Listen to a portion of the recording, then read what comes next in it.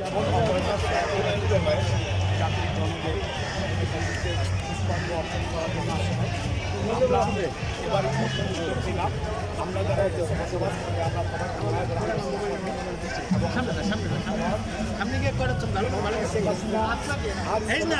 Locally তো স্বপ্ন বাস্তবায়নের লক্ষ্যে যে কর্মকাণ্ড করছেন, যে আজ যে সমস্যা তৈরি হয়েছে নতুন করে, সেটা বহু পূর্বেরই হকে ছিল জাতির জনকের ভাস্কর্য।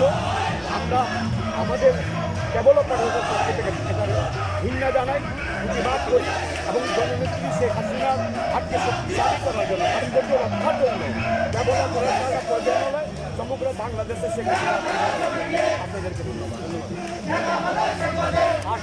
ভাস্কর্যের ব্যাপারে যে অবক্ষেপণ চলছে, বর্তমানে আমরা জানি পুরো দুনিয়া একটা বিশেষ করোনা ভাইরাসের চ্যালেঞ্জে মুখোমুখি।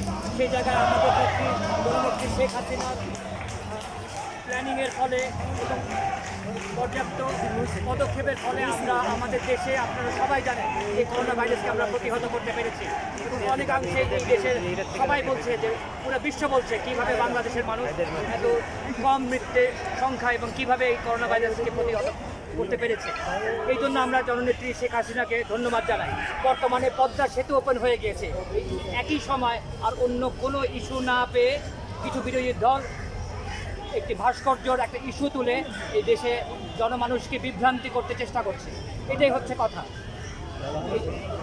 এই জন্য আমি সকলকে, বাংলাদেশের সাধারণ মানুষকে বলবো, আপনারা দেখেন উন্নয়নের কোন পর্যায়ে শেখ হাসিনা দেশকে নিয়ে গেছে এবং নিয়ে যাচ্ছে। আপনারা দেখেন এই করোনা ভাইরাসের দুর্যোগে আমরা কীভাবে মোকাবেলা করেছি। আপনারা দেখেন যে কীভাবে আমাদের জিডিপি, যেখানে অন্যান্য দেশের জিডিপি ধ্বংস হয়ে যাচ্ছিল, এই করোনা ভাইরাসের মহামারীতে কিন্তু বাংলাদেশের জিডিপি এগিয়ে গেছে। এই সময় আর কিছু নয়, বিএনপি জামাতের মদতপুষ্ট কিছু লোক এই ধন্যবাদ জ্ঞাপন না করে, প্রধানমন্ত্রীকে ধন্যবাদ জ্ঞাপন না করে কিছু বিভ্রান্তিকর কথাবার্তা নিয়ে দেশকে বিভ্রান্তিতে দিতে চাচ্ছে। আমি যুব সমাজকে এবং দেশবাসীকে বলতে চাই, আপনারা বিভ্রান্ত হবেন না। আমরা কেবল অপারেটররাও এই ব্যাপারে প্রচার চালাচ্ছি যাতে মানুষ সত্য বুঝতে পারে যে আমরা উন্নয়নের চরম শিখার দিকে এগিয়ে চলছি। ধন্যবাদ।